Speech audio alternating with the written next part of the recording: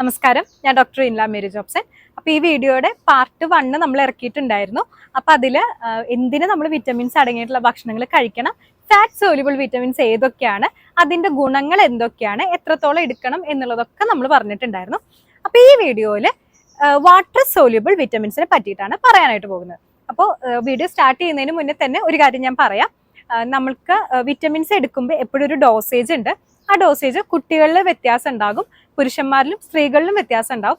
അതുപോലെ തന്നെ പ്രഗ്നന്റ് ലേഡീസിന് കുറച്ചും കൂടി കൂടുതലായിട്ട് വേണ്ടി വരും. ലാക്ടേഷൻ മുലയൂട്ടുന്ന സമയത്ത് അതിനേക്കാളും കുറച്ചും കൂടി കൂടുതലായിട്ട് വേണ്ടി വരും. അപ്പൊ നമ്മൾ പറയുന്ന എല്ലാ ഡോസേജ് അല്ലെങ്കിൽ RDA എന്ന് പറയുന്നത് ഒരു നോർമൽ ഏവറേജ് ലെവൽ എടുത്തിട്ടാണ് നമ്മൾ ക്ലാസിഫിക്കേഷൻ രീതിയിലല്ല പറയുന്നത്. അപ്പൊ ആദ്യം തന്നെ ആ ഒരു കാര്യം ഞാൻ പറയുകയാണ്. കുറച്ചും കൂടി പ്രഗ്നന്റ് ലേഡീസ് അല്ലെങ്കിൽ മുലയൂട്ടുന്ന അമ്മമാരാണെങ്കിൽ അത് കുറച്ചും കൂടി കൂടുതലായിട്ട് എടുക്കേണ്ടതുണ്ട്. അപ്പൊ ഇന്നത്തെ വീഡിയോയിൽ വാട്ടർ സോല്യൂബിൾ വിറ്റമിൻസിനെ പറ്റിയിട്ടാണ് പറയാനായിട്ട് പോകുന്നത്. അതായത് വിറ്റമിൻ സിയും ബി വിറ്റമിൻസും. ഈ വാട്ടർ സോല്യൂബിൾ വിറ്റമിൻസ് എന്ന് പറയുന്നത് നമ്മൾ ഫാറ്റ് സോല്യൂബിളിലാണെങ്കിൽ ഇത് ഓൾറെഡി നമ്മുടെ ലിവറിൽ അല്ലെങ്കിൽ ഫാറ്റ് ടിഷ്യൂസിൽ ഇത് സ്റ്റോർ ചെയ്ത് വെക്കുന്നുണ്ട്. നമുക്ക് ആവശ്യം വരുമ്പോഴാണ് അതിൽ നിന്ന് എടുക്കുന്നുള്ളൂ. എന്നാൽ വാട്ടർ സോല്യൂബിൾ വിറ്റമിൻസ് അതുപോലെയല്ല. അത് അത്രത്തോളം അങ്ങോട്ട് ഫാറ്റ് സോല്യൂബിൾ വിറ്റമിൻസ് പോലെ സ്റ്റോർ ചെയ്ത് വെക്കുന്നില്ല. അതുകൊണ്ട് തന്നെ നമുക്ക് റെഗുലർലി ഡെയിലി നമ്മുടെ ഭക്ഷണത്തിൽ ഇത് ഇൻക്ലൂഡഡ് ആയിരിക്കണം. അപ്പോൾ പൊതുവെ എല്ലാവർക്കും അറിയാവുന്ന കാര്യങ്ങളാണ്. വിറ്റമിൻ സിയും ബി വിറ്റമിൻസും കൂടുതലായിട്ടും സ്കിന്ന്, ഹെയർ റിലേറ്റഡ് നിങ്ങൾ കേട്ടിട്ടുണ്ടാകും. ഇനി ബി വിറ്റമിൻസ് തന്നെ എടുത്തു നോക്കുകയാണെങ്കിൽ അതിൽ കുറച്ച് ക്ലാസിഫിക്കേഷൻ ഉണ്ട്. അതായത് B1, B2, B3, B4, B6, B7, B9 and B12. കുറച്ചും കൂടി ബയോട്ടിൻ എന്നുള്ള വേർഡുകളൊക്കെ നിങ്ങൾ കേട്ടിട്ടുണ്ടാകും. ഈ ബയോട്ടിനൊക്കെ ബി വിറ്റമിൻസിൽ പെട്ടിട്ടുള്ള കാറ്റഗറീസ് ആണ്. അപ്പൊ പൊതുവെ ഈ വിറ്റമിൻസ് നമ്മുടെ എനർജി പ്രൊഡക്ഷൻ, നമ്മൾ കഴിക്കുന്ന ഭക്ഷണം എനർജി ആയിട്ട് കൺവേർട്ട് ചെയ്യാനായിട്ടാണെങ്കിലും നമ്മുടെ പ്രതിരോധ ശേഷിക്കാണെങ്കിലും സ്കിന്ന്, ഹെയർ റിലേറ്റഡ് ആയിട്ടുള്ള കാര്യങ്ങൾക്ക്, അതിനാണ് മെയിൻ ആയിട്ട് ബയോട്ടിന്, വിറ്റമിൻ സി കാര്യങ്ങളൊക്കെ കേട്ടോ. ഈ റിലേറ്റഡ് ആയിട്ടുള്ള കാര്യങ്ങൾക്കും പിന്നെ വൂണ്ട് ഹീലിംഗ് ആണെങ്കിലും നമ്മുടെ RBC പ്രൊഡക്ഷൻ, അതായത് റെഡ് ബ്ലഡ് സെൽസിന്റെ പ്രൊഡക്ഷൻ, ഈ ഫോലേറ്റ്, B9 കാര്യങ്ങളും B12 ആയിട്ടുള്ള വിറ്റമിൻസും ഒക്കെ ഒരുപാട് കാര്യങ്ങൾ ചെയ്യുന്നുണ്ട്. അതുപോലെ തന്നെ B1, അതായത് തയാമിൻ എന്ന് പറയുന്ന വിറ്റമിൻ ആണെങ്കിലും B6 ആണെങ്കിലും നെർവസ് ഫംഗ്ഷന് വളരെയധികം റോള് വഹിക്കുന്നുണ്ട്. ഇനി നമുക്ക് ഓരോ വിറ്റമിൻസ് ആയിട്ട് എടുത്തു പറയാം. വിറ്റമിൻ സി എടുക്കുകയാണെങ്കിൽ 75 മുതൽ 90 mg ആണ് നമുക്കത് വേണ്ടത്. ഇനി വിറ്റമിൻ സി ശരീരത്തിൽ ഒരുപാട് കുറയുവാണെങ്കിൽ നമുക്ക് ഈ പല്ലൊക്കെ തേക്കുന്ന സമയത്ത് പലപ്പോഴും ചോര വരാറുണ്ട്. ചെറുതായിട്ടൊരു ഈ ഗംസിലൊക്കെ ഇങ്ങനെ ചോര വരിക, അതൊക്കെ ഈ വിറ്റമിൻ സി കുറഞ്ഞാലാണ് ഉണ്ടാവുന്നത്. അതുപോലെ തന്നെ നമുക്ക് എല്ലുകളുടെ ബലക്കുറവ്, പെട്ടെന്ന് അസുഖങ്ങൾ പിടിപ്പെടുക, ഇതൊക്കെ ഈ വിറ്റമിൻ സി ശരീരത്തിൽ വളരെയധികം കുറഞ്ഞാൽ സംഭവിക്കുന്ന കുറച്ച് കാര്യങ്ങളാണ്. ഇനി വിറ്റമിൻ സി വളരെയധികം കൂടുതലാവുകയാണെങ്കിൽ അത് നമുക്ക് വയറ് വേദന, പെട്ടെന്ന് ഈ മസില് ഒരു വേദന ഉണ്ടാവില്ല വയറിൻ്റെ അവിടെ, ഇങ്ങനെ മസിൽ ക്രാംസ് പോലെയൊക്കെ കേട്ടോ. അപ്പൊ ഈ സ്റ്റൊമക് ക്രാംസ് ഉണ്ടാവുക, വയറ് വേദന എടുക്കുക, വയറ് ഇളകി പോവുക, ക്ഷീണമൊക്കെ തോന്നുക, ഇതൊക്കെ ഈ വിറ്റമിൻ സി ഒരുപാട് കൂടുമ്പോൾ ഉണ്ടാകുന്ന ഒരു പ്രശ്നം കൂടിയാണ്. നമുക്ക് വിറ്റമിൻ സി കിട്ടുന്ന ഒരു സോഴ്സാണ് സിട്രസ് ഫ്രൂട്ടുകൾ, അതായത് നാരങ്ങ, ഓറഞ്ച്, സ്ട്രോബെറി, കിവി കാര്യങ്ങളൊക്കെ.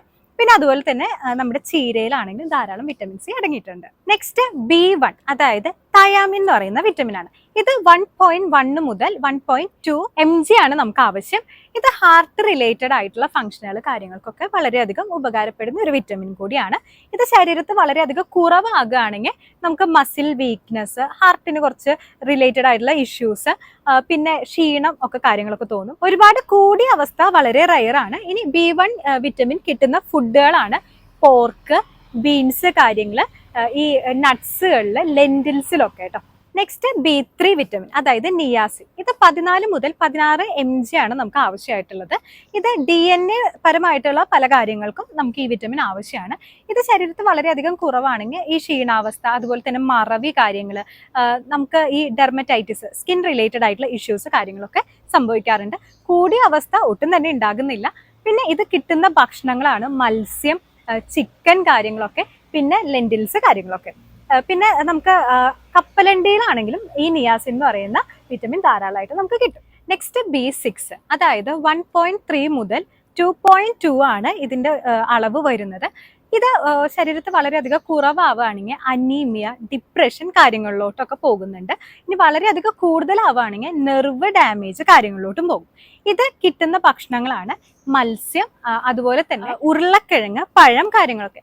നെക്സ്റ്റ് എന്ന് പറയുന്നത് B7 ആണ്, അതായത് ബയോട്ടിൻ. ഈ ബയോട്ടിൻ പ്രത്യേകിച്ച് പറഞ്ഞു തരേണ്ട ആവശ്യമൊന്നുമില്ല. നമുക്ക് ഹെയർ റിലേറ്റഡ് ആയിട്ടാണെങ്കിലും സ്കിൻ റിലേറ്റഡ് ആയിട്ട് ഇനി നഖങ്ങളുടെ ഹെൽത്തിനാണെങ്കിലും വളരെയധികം ഇമ്പോർട്ടൻ്റ് ആയിട്ടുള്ള ഒരു വിറ്റമിൻ കൂടിയാണ്.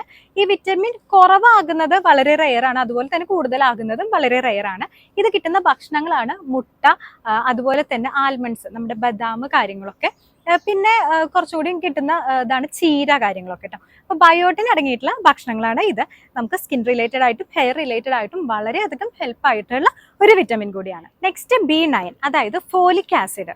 ഫോലിക് ആസിഡ് ഏറ്റവും ഇമ്പോർട്ടൻ്റ് ആയിട്ട് കഴിക്കേണ്ട കുറച്ച് ആൾക്കാരാണ് പ്രഗ്നന്റ് ആകാനായിട്ട് ശ്രമിക്കുന്നവരാണെങ്കിലും പ്രഗ്നൻസി ടൈമിലൂടെ പോകുന്നവരാണെങ്കിലും. അതുകൊണ്ടാണ് കൂടുതൽ ഗൈനക്കോളജിസ്റ്റ് ഡോക്ടേഴ്സൊക്കെ ഈ പ്രഗ്നൻസി പ്രിപ്പയർ ചെയ്യുന്ന ടൈമിൽ ഫോലിക് ആസിഡുകൾ കൊടുക്കുന്നത്. അത് ഫീറ്റൽ ഡെവലപ്മെന്റിനെ ആണെങ്കിലും ഈ അറ്റാച്ച്മെന്റ് കാര്യങ്ങൾക്കൊക്കെ ആണെങ്കിലും വളരെ ഇമ്പോർട്ടൻ്റ് ആയിട്ടുള്ള ഒരു വിറ്റമിൻ കൂടിയാണ്. ഇത് വളരെയധികം കുറവാകുകയാണെങ്കിൽ അനീമിയ രീതിയിലോട്ടൊക്കെ പോകും. ഇനി വളരെയധികം കൂടുതലാവുകയാണെങ്കിൽ അത് നെർവ് ഡാമേജ് കാര്യങ്ങളിലോട്ടും പോകും. പിന്നെ 600 മൈക്രോഗ്രാം ആണ് നമുക്ക് ഡെയിലി ഇത് ആവശ്യമായിട്ടുള്ളത്. പിന്നെ ഫോലിക് ആസിഡ് കിട്ടുന്ന കുറച്ച് ഫുഡ് സോഴ്സുകളാണ് ഇലവർഗ്ഗങ്ങള്, ഗ്രീൻ പീസ്, അതുപോലെ തന്നെ സിട്രസ് ഫ്രൂട്ടുകൾ, അതായത് നാരങ്ങ, ഓറഞ്ച്, കിവി കാര്യങ്ങളൊക്കെ. നെക്സ്റ്റ് B12 ആണ്.